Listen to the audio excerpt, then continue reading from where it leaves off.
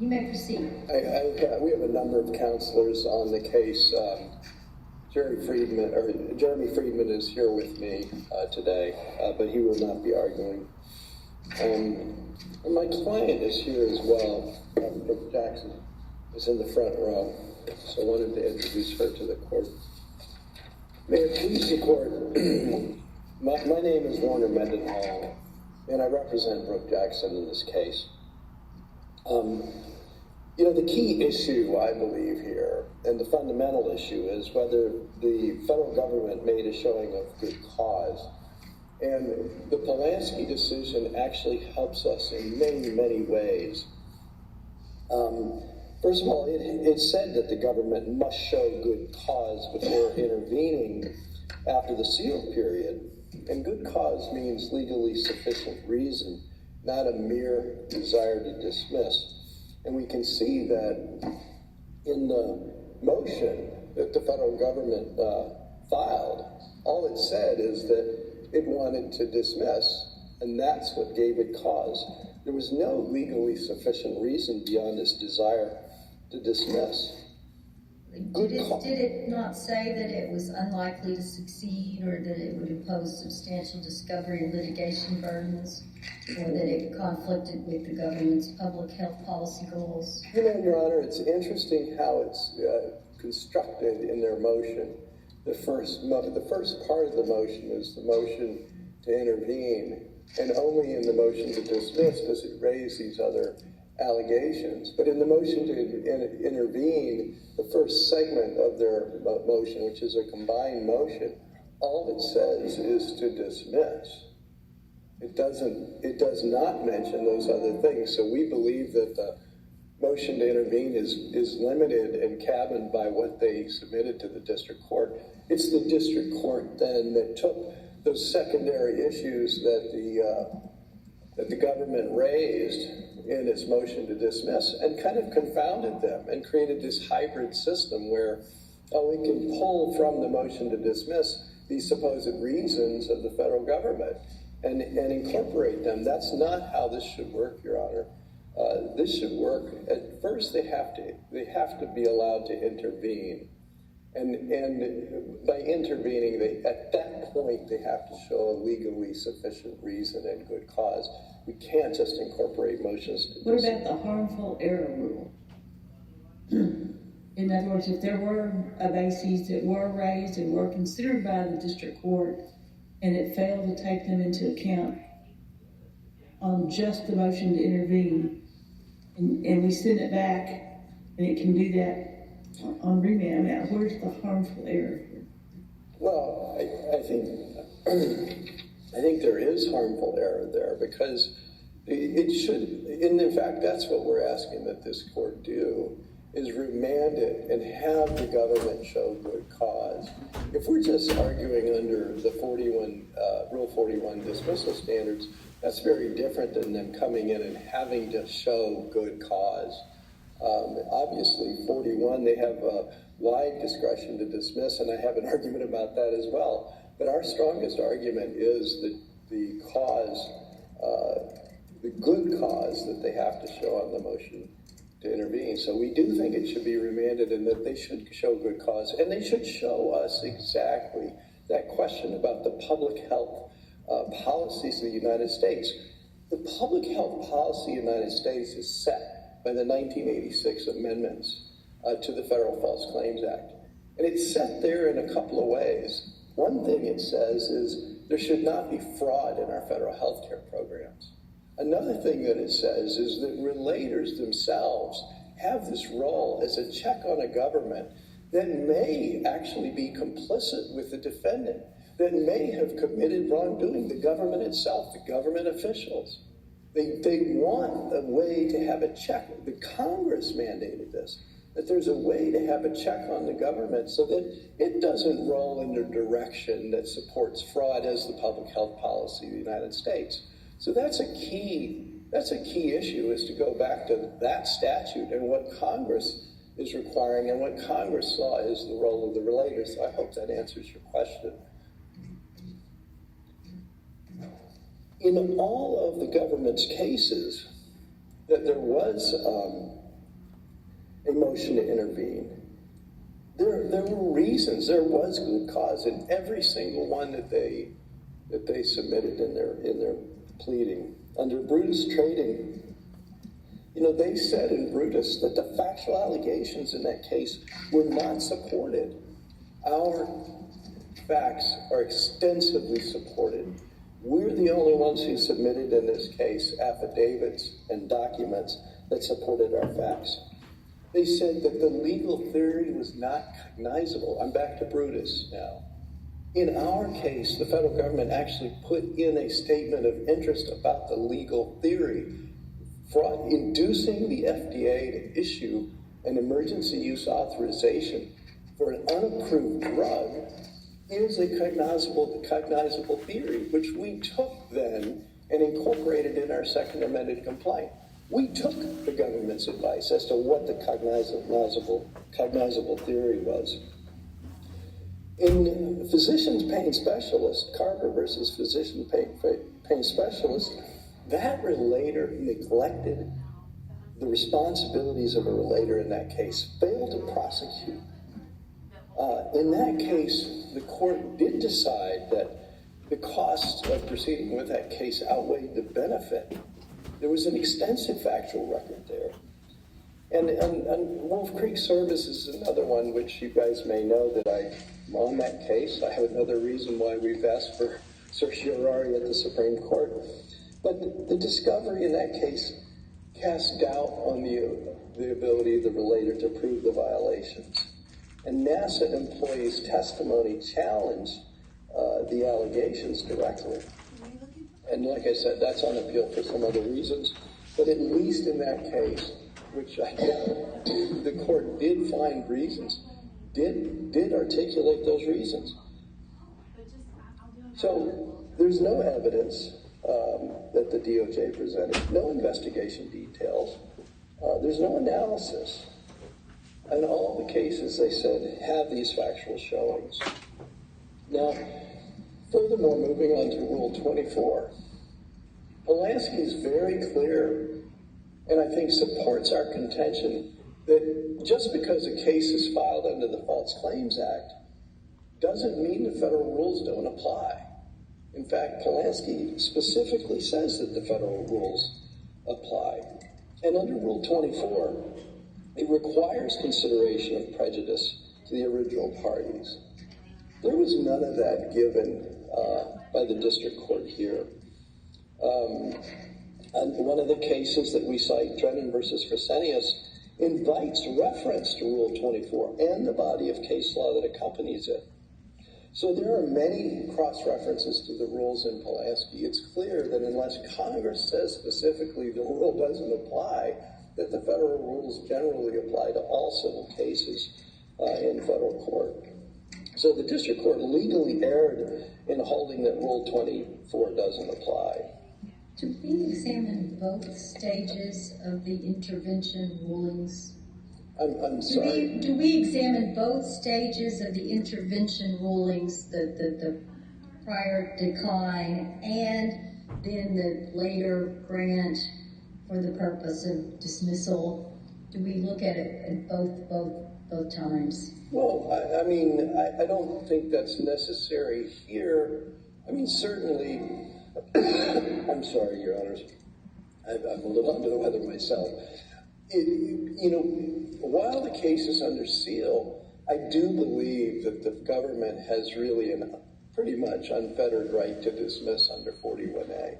It's under seal. There's no answer. They're considering the case. That's the time for them to do it. But when they come in the later intervention, there's a much higher bar, a much higher threshold. This case began with whistleblowing that started in September of 2020. And the case was filed in January of 2021. Here we are. We're almost 5 years later. And I know one of the issues might be, well, you haven't even engaged in discovery yet. Well, this case is unique in that sense. There have been a vast army of citizen researchers and scientists that have pored over these documents. We've spent hundreds, maybe thousands of hours researching all of the releases of documents, in fact. And that goes to another issue of the discovery burden. There has been so much now that has been forced out of Pfizer through the FOIA requests and other things that we now have a very good picture of everything that is happening. We know that more people died in the vaccine arm in this clinical trial than died in the placebo arm. We know that roughly versus half that were not. So we already can see where the frauds that we alleged in our complaint are playing out in the actual documents. So we think that the only thing that happened, frankly, is that the changed circumstance was a political decision by the past administration, frankly, because the information keeps coming out of how bad these shots were, that they didn't prevent COVID, that they're causing a lot of damage and injury. Is that a legitimate? Can they pursue a political? Is that the same thing as public health? Is that a legitimate reason? No, in fact, it isn't, and that's kind of skipping along into our argument a little bit, but their political stance has caused them actually to intervene, to dismiss, to suppress our client's First Amendment right to access the courts, to vindicate what she learned while she worked at Pfizer. Well, why isn't it the government's right? Well, the government has to choose its own, whether it wishes to pursue or whether it sees a benefit and not, whether it's political or public health or however you wish to characterize it. Well, because Congress set up the statutory framework for this, and Congress envisioned that our government itself may have some problems, and that the relators were there to check the government if the government was behaving badly. That's not, that certainly is possible that we have administrators that are colluding or operating and know about the fraud that Pfizer committed. And Congress wanted the relators to be a check on that. I hope, does that answer your question, Your Honor? I guess. Is there any issue about dismissal with prejudice or not prejudice? Sure. Under Rule 41, dismissals are supposed to be without prejudice unless the relator had previously dismissed the case. This relator had not previously dismissed the case. So when a dismissal is with prejudice, that adds another element to it as well. Shaw versus United Mexican States. If it is with prejudice, the court has to make a searching examination as to why it should be with prejudice. And Your Honors, I have thought about this a little bit, and I thought, well, what would without prejudice do? That means the relator could bring the case again. Well, guess what? There's more information coming out that the relator may have. They may be able to bring a very different case along the same lines, but with the additional information. So I think that, if that new information comes up, the relator ought to be able to file a claim that incorporates their prior claims, but also the new information that's come forward that proves the fraud. So we do think that Rule 41 requires dismissal without prejudice.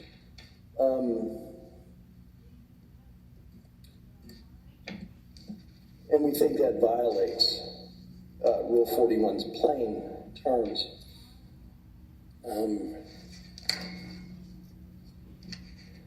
The other thing about this dismissal is that it does send a message to future whistleblowers. If fraud involves government complicity, don't bother reporting it. And this eviscerates the 1986 amendments. Briefly, before I run out of time, I'm going to skip over the constitutional issues, but I do want to talk about my client's firing. The timing was very suspicious. She was terminated after she got Ventavia to have an enrollment pause because of problems that she identified and that they actually recognized. Then she made a report to the FDA. 6 hours later, she was walked off the job. And the next day, guess what? They started enrolling again. That pause was supposed to continue. They undid the pause. Now they got the troublemaker out of the way who's showing that we're committing fraud. Oh, we can start it right back up as soon as she's gone.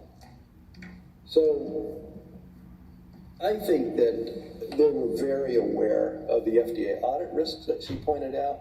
The timing of the termination is very suspicious. They said she was not a good fit. Well, I bet she wasn't.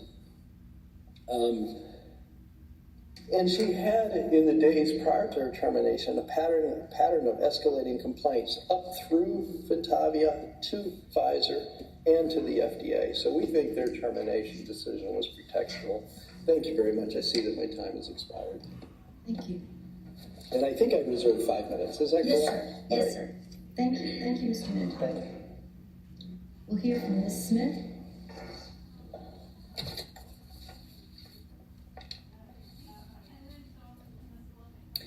May it please the court, Sarah Smith on behalf of the government. The district court did not abuse its discretion when it granted the government's motion to intervene and dismiss relators' key TAM claims. As to intervention, the district court correctly determined that the government's desire to dismiss itself constitutes good cause. The government has good cause to intervene whenever it determines that its interests would not be served by the relator continuing to litigate claims on its behalf. As to dismissal, the court correctly applied the standards set out in Polanski. The court explained that the rules governing voluntary dismissal from Rule 41A apply, and how that shakes out depends on whether or not an answer has been filed in the case. But as in this case, where the government moves to dismiss before an answer is filed, the court has no adjudicatory role and the motion must be granted. If the court has questions, I'm happy to answer them, but otherwise the government's content to rest on its brief. Should it have been dismissed without prejudice? No, so Rule 41 does not set out a rule that voluntary dismissals must be without prejudice. What it says is, if the order does not say otherwise, then the dismissal is without prejudice. And here, the district court's order was clear that it was with prejudice as to the relator. And this court, earlier this year in its Vanderlyn decision, construed the dismissal with prejudice, and it said that that was essential for it to have appellate jurisdiction, because typically this court wouldn't have jurisdiction to review a voluntary dismissal. And so I think that that has to be the right answer, because otherwise what would happen is, relator would go down back to the district court, would again file a complaint. The government would presumably again move to intervene and dismiss. The government or the district court would grant it. But that can be the reason that you don't do it, that you do it with prejudice. If you've had a multiple chance, Exactly. then that can be a reason to do it with prejudice. What's the reason to have done it with prejudice this time around? So it would be futile because the government has already determined that its interests are not furthered by relator continuing this claim. And the point I wanted to make is that, if the dismissal had been without prejudice, then it really wouldn't make sense. The relator would keep filing in district court, it would keep getting dismissed, but this court couldn't review it because this court would have appellate jurisdiction. After they filed again, they could say, that's when you would do it. On the second time. On the second time around. I thought that was how it works. So, again, Rule 41 does not say the dismissal has to be without prejudice. It just creates the rule that if the order doesn't say otherwise, it's without prejudice, and here it was with prejudice. What is the legal basis that this would be, because the government's made up its mind, is the legal basis? Because nothing would change if the relator brought her claims again. I mean, the government has made its decision. Well, I mean, she could plead it better, and also the government might have a different public health policy. Is that possible? So relator she submitted 2 amended complaints here. She got a chance to revise her claim, and the government made its determination that the case was not. One reason to grant a motion to dismiss with prejudice is because something is futile. That is a legitimate reason to do a dismissal with prejudice. And I'm just asking what here in the record shows that it's futile. It's futile because the government has determined that its interests are not served by the relator. That could change with an election, right? Or change in leadership in the public health sector. I mean, I mean, it could. I don't think that the district court had no reason to expect that the government's reasons would change in the future. I mean, if that was the rule, that like these dismissals always need to be without prejudice because somewhere down the line the government might change its mind, I don't think that is really a workable solution here. But really, normally the default is without prejudice. And so we have to have a reason to say that it's futile so that it should be with prejudice. So that's why, is it a good enough reason to say that, well, the government has spoken? Is that a reason? Again, the government, Rule 41 just says that if the order doesn't stipulate otherwise, it's without prejudice. It is not a rule that dismissals must be without prejudice. I'm discussing the case law in dismissals. Ordinarily, you should dismiss without prejudice unless it's been adjudicated such that, or the person's had multiple chances. There's all kinds of reasons why you do it with prejudice as opposed. There's a whole jurisprudence body about Rule 41, and I'm asking how it applies in this context. So, again, in this context, a dismissal without prejudice would be futile because the government has determined that it doesn't want these cases to go forward, and the district court did not use its discretion. What's your best articulation of good cause? Is desire alone sufficient, or must there always be some articulated reason? So the Supreme Court said in Polanski it's just a legally sufficient reason. Our position is that the government's desire to dismiss is itself good cause. That's all that's necessary. Of course, here the court averted to the government's reasons to dismiss, and the court here is reviewing for abuse of discretion and can affirm on that basis. But no, the government doesn't need to convince the court that it has good reasons to dismiss its own case at the intervention stage. And I think what's really anomalous. Good cause? I'm sorry? Why isn't it just the government chooses, so it's done? If it can be for any reason, in answer to Judge Willett's question, then why is it called good cause? That sounds like that's a standard where you have to reach a certain goal. And you're saying, no, there's no goal, it's just the government's prerogative. There might be other cases where the government wants to intervene for different reasons, where good cause might or might not be shown. I'm not trying to say anything about, I'm not trying to say that just whenever the government wants to intervene, that's enough. I thought that's what you just said. Where the government wants to intervene to exercise its statutory right to dismiss the claims brought in its name, that is good cause. So automatically, if the government wants to dismiss, they've demonstrated good cause. They have. And what case says that? No case has said that because before Polanski, the government didn't typically intervene in these cases before dismissing. It didn't think it had to. Polanski said that's really strange to intervene in a case, to dismiss a case that you're not a party of, you need to become a party first. But it's relatively new that the government needs to intervene first. And on page 11 in our brief, we cite cases since Polanski where courts have consistently found that the government's desire to dismiss a case is good cause to intervene. And I just would like to point out that I think the relator's position is really unusual. It would say that, here, the substantive standard to dismiss, the court plays no adjudicatory role in this pre-insert context, but that at the threshold, the intervention, that there's a higher standard there that the government needs to satisfy.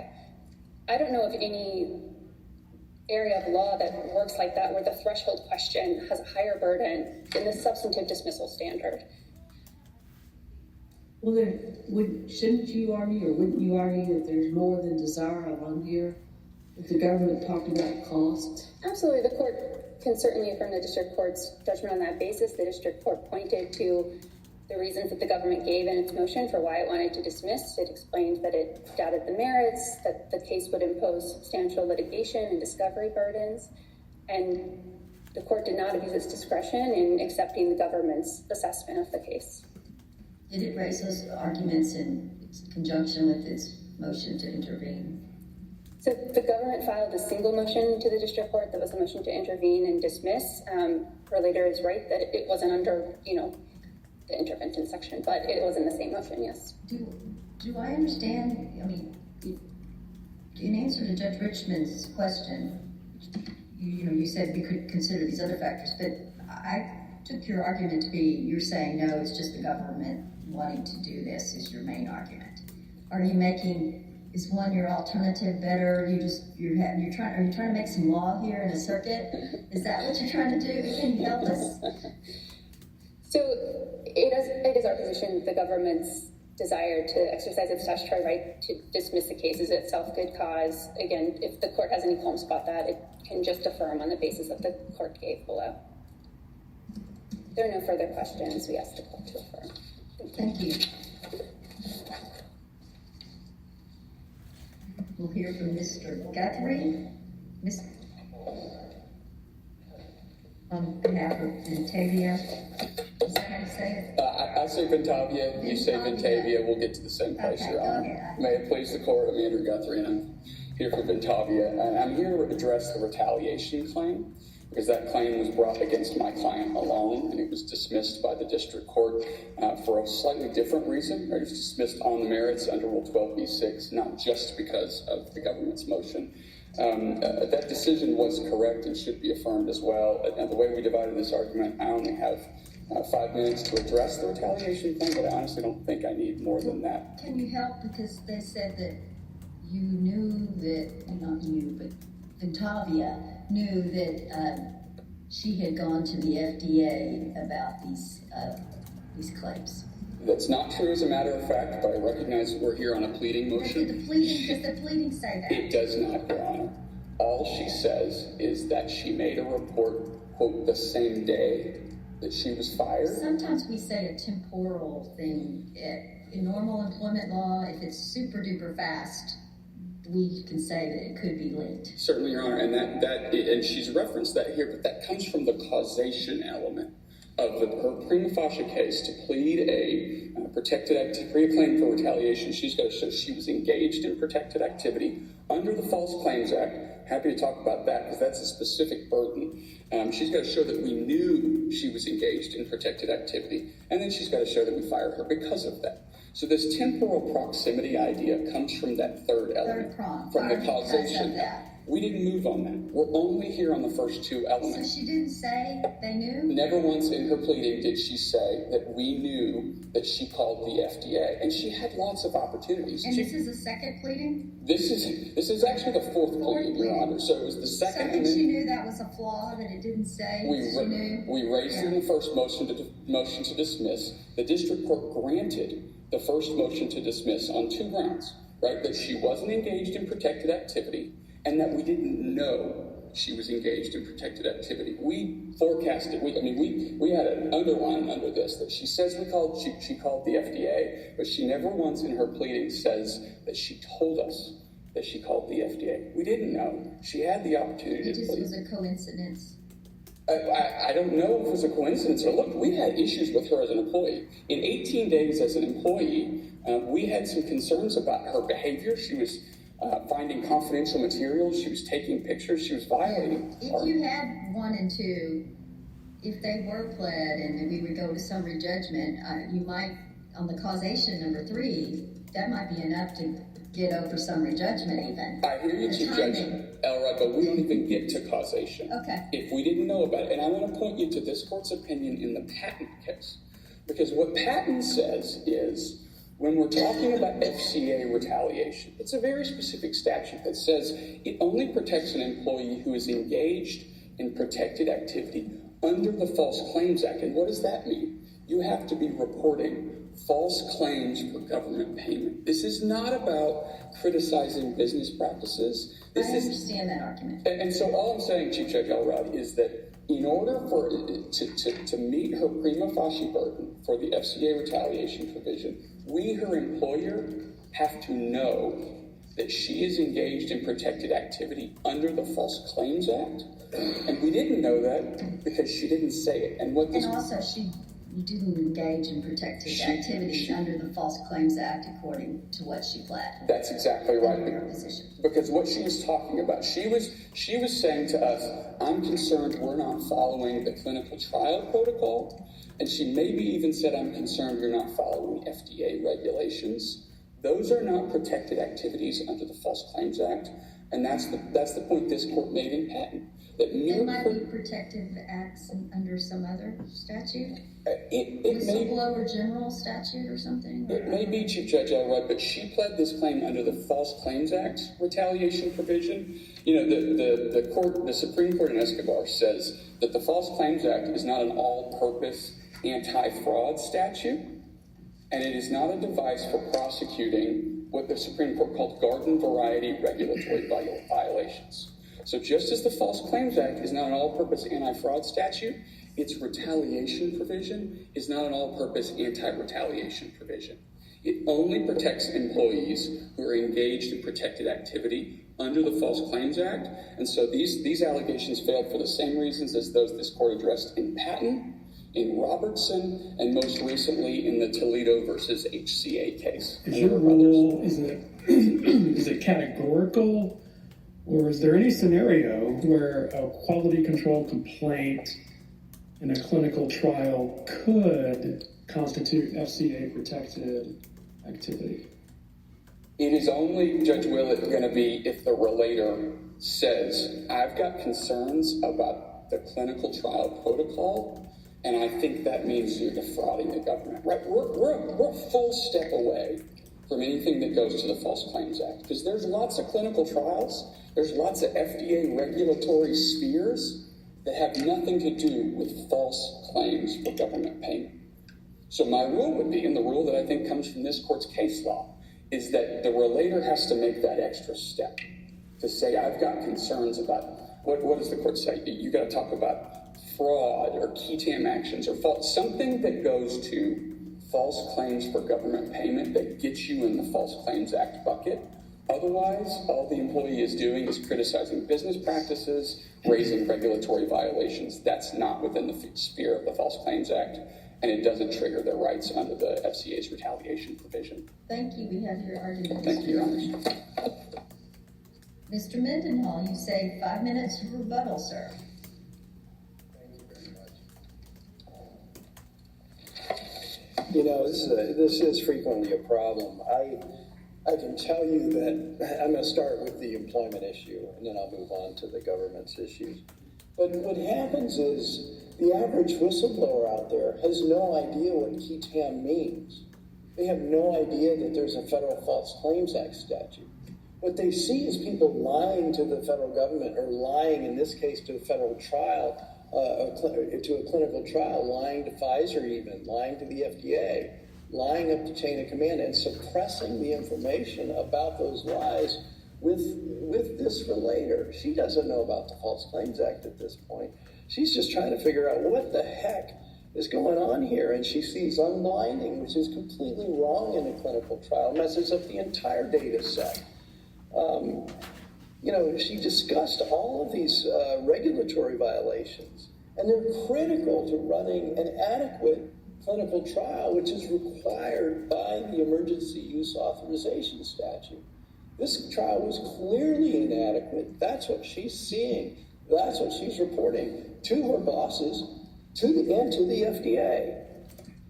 We have that she knew, that they knew she had reported to the FDA.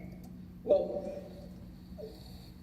what I would say about that is that all inferences under 12b-6 should be read in favor of the relator. There's certainly an inference when 6 hours after the phone call, she marched off the location of her employment, marched off site. There's certainly an inference there that goes to that something happened to require this response 6 hours later. They're claiming that she had all of these other violations, but guess what? There was no disciplinary action before that day to our client. There was no notice before that. I think it's the night before. There was a long meeting with a bunch of issues. She was raising issues, and they started to accuse her of things. That was the night before she was walked off. That's the night before she made that phone call. So they were clearly what we would call, papering the file that night, saying that she had violated HIPAA. Well, guess what? Whistleblowers have a right to gather information. It is not a HIPAA violation to gather that medical information when you're going to hand it over to the federal government to prove fraud. So I'll move on. The government really sort of made our case for us in their argument. They just said, look, a desire to dismiss equals good cause. That's exactly what we're saying their contention is, that all they have to do is desire to dismiss it. And that is not good cause. And I think there was a very good point, that the government actually is changing its policies as to these vaccines. The government has recognized 10 deaths now among children. That's just the first 10. There are going to be hundreds more deaths in children that the government's going to recognize. So it is coming around. So it is not futile to have her case dismissed with the right to refile as the administration changes, as the information continues to come out, and as she continues to learn more over time. She's learning every day. Literally hundreds of people are coming forward now, bringing information to Brook Jackson, because they want to stop this travesty. They want to stop these deaths in children and in adults and the disabilities that have occurred in this process. We submitted documentation in there that there are millions of disabled people now due to these COVID-19 shots, that many, many people have had myocarditis or neurological disease or otherwise. All of that information is coming up. And that relates to a false payment to the government have? Well, it sure does. The fundamental issue was that the FDA had to provide an emergency use authorization before any payment could be released. Pfizer had to get this data through the FDA. Pfizer induced the FDA to give them an emergency use authorization based on fraudulent data. That's our allegation, but the facts on the ground are really proving that up over time. And then that released, initially it was 100 million doses for $1.9 billion. I believe Pfizer at this point has received $30 billion in payments for the shots it's provided to this country and other countries. So, and I guess that goes to another issue that I have thought about, Judge Richmond. The issue is there are these precursor activities to payment. Just because our relator sees it early in the stream of the process, we knew already the statement of work had been issued. Pfizer was proceeding with the clinical trial based on that statement of work that was issued. They knew that if they got this through the FDA, they would be paid. That was the purpose of these clinical trials, which Pfizer did finance. Pfizer financed these trials, but in anticipation of the billions of dollars that would come after approval. And they could not get approval but for the fact that they hid some deaths in the trial. They didn't properly give the data to the government, and they hid the fact that this does not stop transmission, and that there's all kinds of damage in the trial. Thank you. I believe we have your argument, unless Judge Richmond has anything further. Okay, thank you. We have your argument, Mr. Mendenhall. Thank you. It's been a true pleasure to appear here. Thank you. Thank you, sir. Thank you to all counsel. And the case is submitted. We appreciate the arguments.